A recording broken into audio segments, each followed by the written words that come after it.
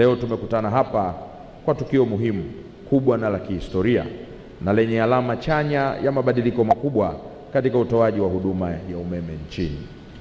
Niwapongeze sana TANESCO kwa kufikia hatua hii kubwa ya kimapinduzi katika utoaji wa huduma kwa wateja wenu. Sisi kama wizara tunajivunia sana hatua mbalimbali ambazo shirika limepiga kwenye kuboresha na kubadilisha uzoefu wa wateja katika utoaji wa huduma za TANESCO, likiwa kati ya mashirika machache ya mfano ya umma yanayofanya vizuri sana kwenye utoaji wa huduma kwa wananchi. Mita janja zimekuja kama suluhisho halisi la kuondoa kero hizi, kuongeza ufanisi na kuhakikisha huduma ya umeme inakuwa ya kisasa, salama na rafiki kwa mteja. Ni zaidi ya mita, kwani zinaenda kuleta faida na manufaa kwa shirika na wateja wake, ambapo kupitia mita janja wananchi wataweza kuingiza umeme wakiwa mahali popote, si lazima wawe karibu na eneo la nyumbani. Nimefurahi sana kuwepo hapa leo kuweza kushuhudia mapinduzi makubwa katika sekta yetu hii. Nampongeza kwa nia ya dhati Mheshimiwa Rais wetu Dr. Samia Suluhu Hassan, ikiwa leo ni siku ya 33 tangu ameingia madarakani.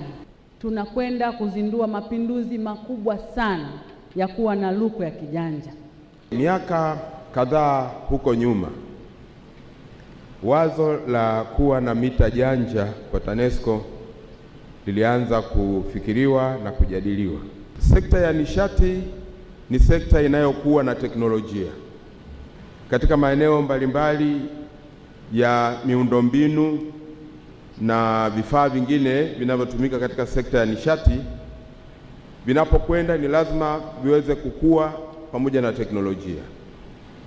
Lakini kwa habari ya teknolojia ya mita, hii ina umahususi wake, kwa sababu chochote unachokifanya kuanzia kwenye uzalishaji, usafirishaji mpaka usambazaji, mwisho wake ni kwenye mita.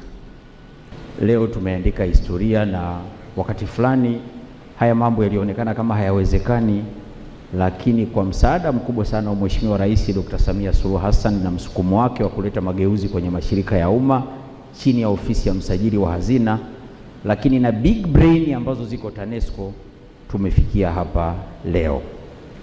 Watu wa TANESCO, wafuasi wangu wote na wanajumuiya ya TANESCO, asanteni sana. Mmetoa heshima kubwa kwa mimi kiongozi wenu, lakini tumeheshimisha sekta yetu ya nishati.